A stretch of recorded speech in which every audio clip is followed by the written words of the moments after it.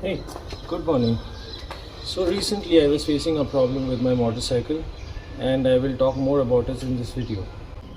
So I have been using this product for about 1.5 years now, and this all started because of the issue we used to face with our Adventure 390 initially, which comes with the stalling issues and the low end jerkiness of the motorcycle. This had really taken that off the motorcycle until very recently. After an update provided by KTM, the bike started throwing the engine check symbol, and the vehicle would not clear the pollution test either.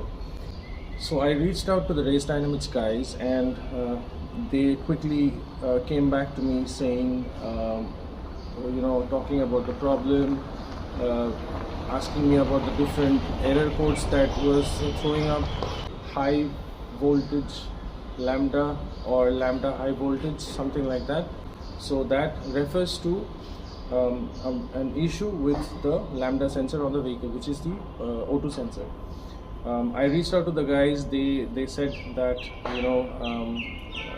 to send me this unit back to them along with the wiring harness, so that they can check it for me and get back to me as to what needs to be corrected. If there's a software update which is required, or if the software is corrupt, or if there's some issue with the hardware or wiring, they can take care of that.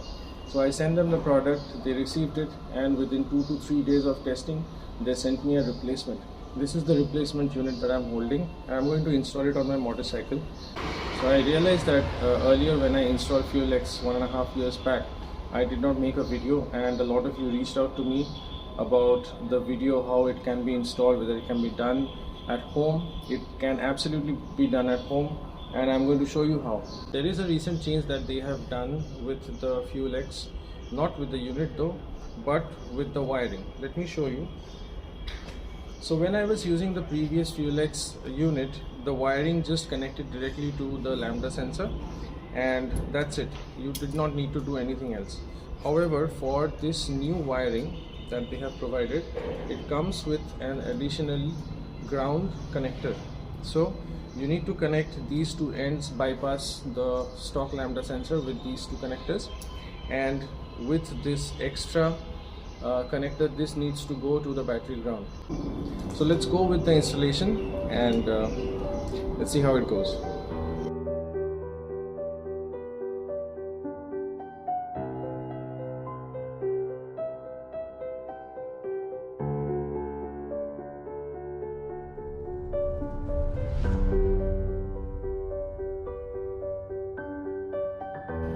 Bring this outwards, and then I will find the lambda sensor wire. So this is the lambda sensor connector on the motorcycle. This is rather simple to open. You have to pull the red section outwards, and you have to simultaneously see. That's how it opens. Now the first thing to do is to connect the wiring provided by RaceDynamics. So you see these two green connectors, these are exactly the same as the connectors on the RaceDynamics wiring. So this is used to bypass it. What we'll do is, with this stock female port, I will connect the male port. Just double check once how this is aligned. It can only be installed in one way. This is connected, and then you have to connect this. I'll pull out the red tab, double check how it sits. So I'm pushing this one and this one together. Locked. It's done. Now it's time for testing.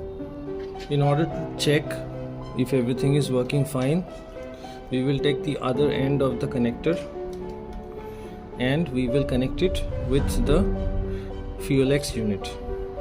So this is the male terminal, this is the female terminal in the wiring.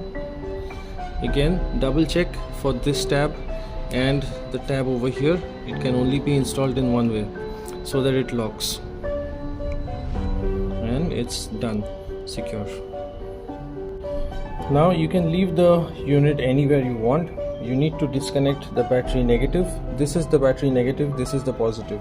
Red is usually the positive, but still you can see the markings over here on the battery. please remember to open the negative first.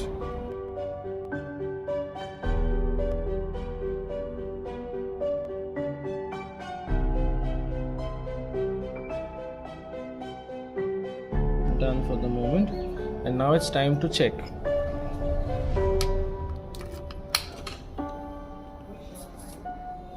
Please be double sure the vehicle is in neutral, and it's time for the first crank with the FuelX.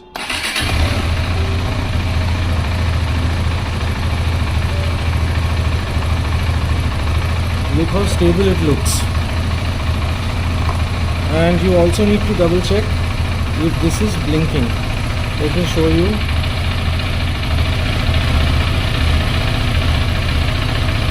This is the FuelX unit. These are the light indicators, and you see it's blinking. Now, in order to tidy things up, I will route the wiring in the required manner, and I will show you how it looks neat and the wiring remains accessible. The reason why I kept this outside and accessible is it has been informed to me by RaceDynamics that every time you update your motorcycle at the service center, if there's a new update for the ECU, the headlight, the console, anything, if you're updating this at the workshop, you need to disconnect these two and make it go back to how it used to be. So you remove the bypass and you connect them to one another just it was before the installation. Go through the update and then connect it back again. In order to tidy up, the first thing I'll do is I'll put the FuelX unit in a position where it is safe, away from water, and it is secure. Also, it looks neat. This is the best place to do it. So you can put it somewhere like this or like this. From here you can route the cable. So if you see here are two openings over here.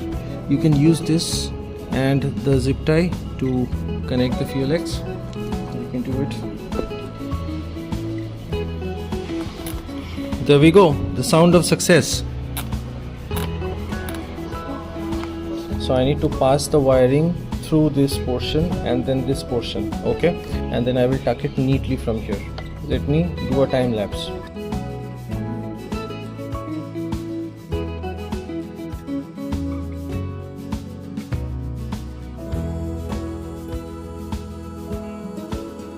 Now for this section, the trick is to zip tie only the portion which is required so that it doesn't make noise, and hide the rest under the panels so that it is not visible.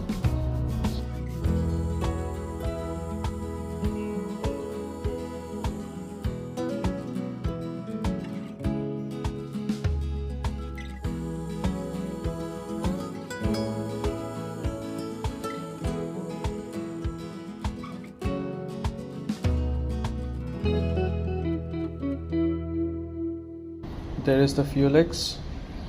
There goes the wire here, and then here it is passing. From here I have routed it this way because it was extra. Let me show you. It's routed that way, and from this side it goes neatly below the panel. Let me show you below the panel. See, it is nicely tucked in.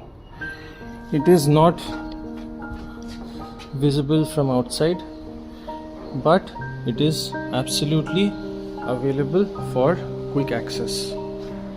And the last thing to do is check if everything is functioning fine.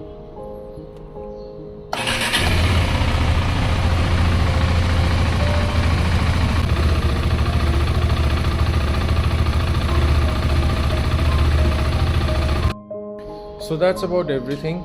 That is the entire installation process. Installation, reinstallation, it's the same thing, and everything looks fine. Two very important things that I wanted to talk about. One is I have been riding my motorcycle with the FuelX for about 1.5 years now, and recently I was riding the motorcycle for about a week or so, without the FuelX. The difference is massive. It is still massive. Even though KTM has rolled out several updates, the difference is still massive. Now starting today, I will be using the new FuelX. I'm not sure if the map is same or different. Is it improved? Is it not? I'm not aware, but I'm really looking forward to it. And a big shout out to RaceDynamics for the excellent after sales support that they have provided. It was very quick, it was swift, they were very informative, and everything was done perfectly. So a big thumbs up.